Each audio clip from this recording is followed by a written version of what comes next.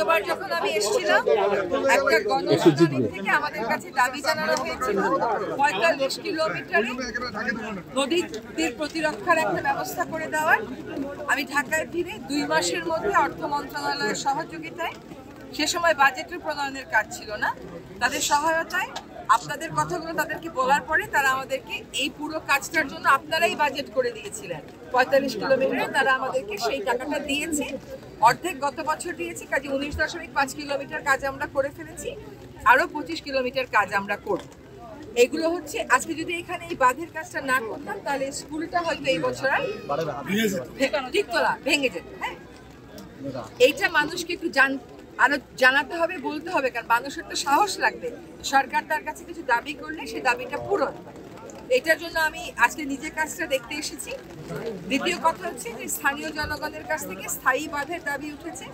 আমাদের ১.৫ বছরের সরকারের কাছে যদি আপনারা এত কিছু চান তাহলে কেমন করে করবো বলেন? যদি স্থায়ী বাঁধ হয়ও ওটা কাজ শুরু করে শেষ করতে তো ৩ থেকে ৫ বছর লাগবে।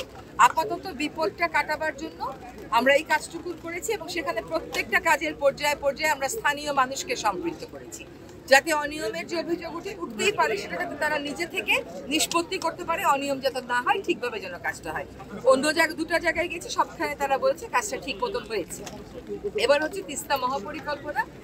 তিস্তা নদীটার আসলে গতি প্রকৃতিটা অনেকটাই আমাদের উপর নির্ভর করে না, এটা নির্ভর করে উজানের দেশের উপরে।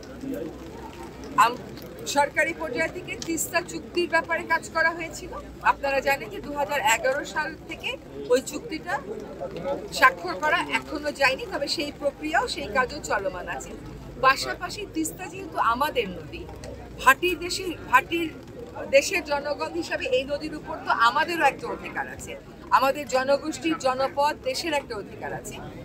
সেটা আমরা কেমন করে সুরক্ষিত রাখতে পারি সেজন্য ২০১৬ সালে চীন সরকারের সাথে একটা স্মারক হয়েছিল, যার পরে একটা প্ল্যান দেওয়ার পরে সেই প্ল্যান নিয়ে আর কাজ আগায়।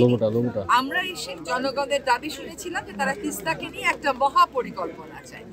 আমরা সেই পরিকল্পনাটাকে মহাপরিকল্পনায় রূপ দেওয়ার জন্য চীন সরকারের সাথে কথাবার্তা শুরু করেছি।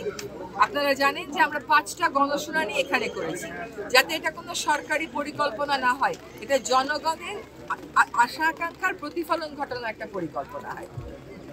সেই গণশুনানিতে ব্যাপক অংশগ্রহণ হয়েছে। মানুষরা যখন ওই পরিকল্পনা শুনেছে তার উপর নিজেদের মতামত দিয়েছে। সেই মতামতগুলো সন্নিবেশ করে আমরা এই পরিকল্পনাটা সরকারের অন্য 2টা পর্যায়ে আছে, সেই একটা পর্যায়ে পাঠিয়ে দিয়ে ডিজাইন দিতে তাদের অক্টোবর মতন লেগে যাবে। অক্টোবরের পরে আসলে কি পরিমাণ টাকা লাগবে, কবে কাজ শুরু করা যাবে, এসব বিষয়ে দুই দেশের মধ্যে দর কষাকষি হবে, কথা হবে। তারপরেই আমরা তিস্তা মহাপরিকল্পনার একটা চুক্তি আশা করি করে যেতে পারব।